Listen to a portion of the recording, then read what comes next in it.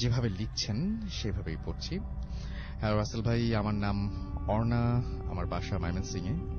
আমি যে ঘটনাটি শেয়ার করব সেটি আমার সাথে ঘটে যায় আজ থেকে 2 বছর আগে।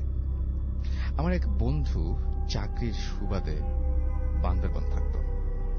আমার বন্ধুটি যে জায়গাতে থাকত সেখানে গারো জনগোষ্ঠীর বসবাস ছিল। আমি জানতাম যে বান্দরবনে খুব ভিন্ন ধরনের অনেক জিনিস পাওয়া যায়, তাই আমি আমার বন্ধুটিকে বললাম সে যখন বাসায় আসবে তখন যেন আমার জন্য হাতির দাঁতের একটা চিরুনি নিয়ে আসে।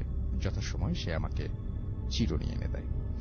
যেদিন চিরুনিটা আমার হাতে আসলো সেদিন থেকে শুরু হয় আমার জীবনের এক আতঙ্কিত অধ্যায়।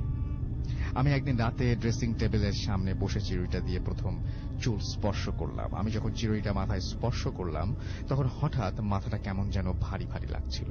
আমি এটাকে খুব সাধারণভাবে নিলাম। সেদিন রাতে সবাই ঘুমিয়ে গেলাম। ঘুমের মাঝে আমি অদ্ভুত একটা স্বপ্ন দেখলাম। আমি দেখলাম ধবধবে সাদা গায়ে রঙের একটা মেয়ে, দেখতে গারদের মতো, আমাকে খুব কঠিন করে বলছে, আমার অংশটা আমাকে দিয়ে দাও। এই স্বপ্নটাকে আমি খুব সাধারণভাবে নিলাম। এর পরের দিন রাতেও আমি একই স্বপ্ন দেখলাম, কিন্তু আমি কিছুই বুঝতে পারলাম না কেন এই মহিলা আমাকে প্রতিদিনই বলছেন যে আমার অংশটা আমাকে ফিরিয়ে দাও।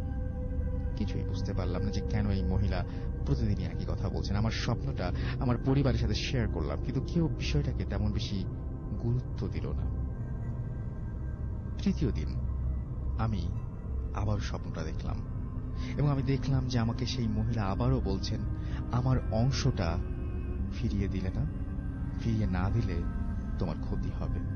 এই কথাটার অর্থ বুঝতে পারলাম না।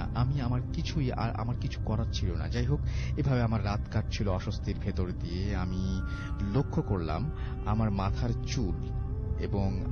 চুল যেটা ছিল আস্তে আস্তে আস্তে আস্তে যেটা হচ্ছে ক্রমশ উঠে যেতে লাগলো এবং আমি চিন্তায় পড়ে গেলাম 4 দিনেই কি করে আমার মাথার চুল কমে অর্ধেক হয়ে গেল। আমি ডাক্তারের কাছে গেলাম এবং চিকিৎসা নিতে লাগলাম, কিন্তু কিছুতেই উন্নতি হচ্ছিল না। এর মাঝে একদিন রাতে আমি ঘুমিয়েছি, হঠাৎ রাত 3টায় আমার ঘুম ভেঙে যায়। আমি অনুভব করতে লাগলাম আমার রুমে কেউ একজন আছে। আমি কাউকে দেখতে পেলাম না, কিন্তু ভয় পাচ্ছিলাম। হঠাৎ আমার চোখ পড়ল ড্রেসিং টেবিলের দিকে। আমি ডিম লাইটের হালকা আলোতে দেখতে পেলাম যে ওই গাঢ় মহিলাটি আয়নার সামনে বসে চিরুনিটি দিয়ে আমার দিকে বড় বড় চোখ করে তাকিয়ে আছে। ওর মুখটা দেখলাম যেন রক্তে ভাসা। আমি এই দৃশ্য দেখে ভয় পেয়ে চিৎকার দিয়ে জ্ঞান হারাই আমি। আমার জ্ঞান ফেরার পর আমি দেখলাম সকাল হয়ে গেছে। আমি রাতের পুরো ব্যাপারটা আমার পরিবারের সাথে শেয়ার করলাম। এরপর আমাকে এক হুজুরের কাছে নিয়ে যাওয়া হলো।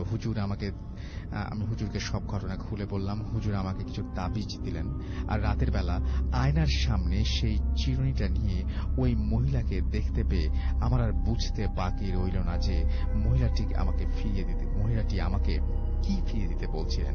ওই দিন চিরুনিটা কুরিয়ার সার্ভিসের মাধ্যমে আমি বান্দরবান পাঠিয়ে দেই। এরপর আমার বন্ধু সব ঘটনা খুলে বলি এবং ওই চিরুনিটা যেখান থেকে সে কিনেছে সেখানে গিয়ে ফেরত দিয়ে আসতে বলি। কিন্তু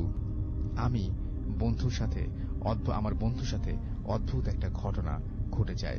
সেটা হচ্ছে, ও যখন চিরুনিটা ফেরত দিতে নিয়ে যায় তখন সে দেখে ওইখানে গিয়ে যে সেখানে চিরুনি ফেরত দিবে কোথায়, একটা শ্মশান ঘাট। আমার বন্ধু অবাক হয়, আশেপাশের লোকজনকে জিজ্ঞেস করে যে এখানে একটা বাজার ছিল না, কিন্তু সবাই বলে ওইখানে অনেক পুরনো একটা শ্মশান ঘাট, বাজার থাকবে কিভাবে। আমার বন্ধু কিন্তু কিছুটা ঘাবড়ে যায় এবং কি করবে কিছু ভেবে পায় না এবং চিরুনিটা শ্মশান ঘাটে ফেলে দিয়ে ওখান থেকে চলে আসে। এরপর 1 সপ্তাহ আমার বন্ধুটি অসুস্থ থাকে এবং এরপর তার কোনো সমস্যা হয়নি। আমি জানি না এই চিরুনিটার রহস্য কি, জানি না কেন আমার বন্ধুর সাথে এরকম ঘটনা ঘটলো। এর ব্যাখ্যা আমার জানা নেই। আপনারা কেউ যদি এর ব্যাখ্যা খুঁজে পান তাহলে প্লিজ আমাকে জানাবেন।